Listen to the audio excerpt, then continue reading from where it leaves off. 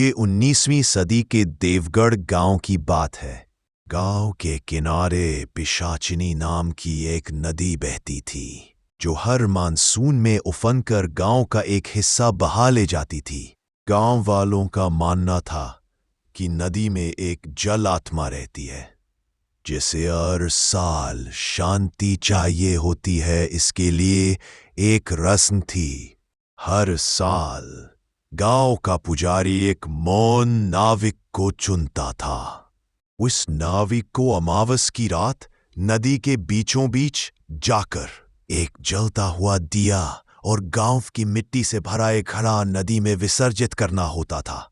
शर्त यह थी, नाविक को यह काम अकेले बिना एक भी शब्द बोले करना था, और सबसे जरूरी, घड़ा डुबोने के बाद उसे वापस किनारे तक आना था, बिना पीछे मुड़कर देखे।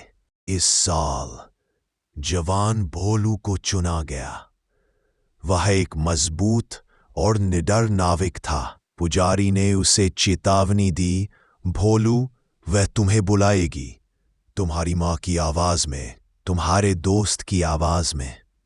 लेकिन अगर तुमने मुड़कर देखा तो नदी तुम्हें वापस नहीं आने देगी।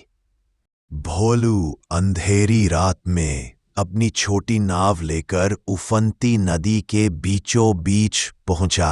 हवाएं तेज थीं।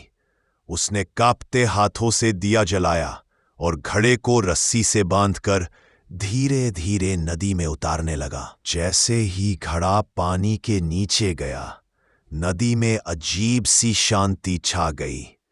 लहरें रुक गई।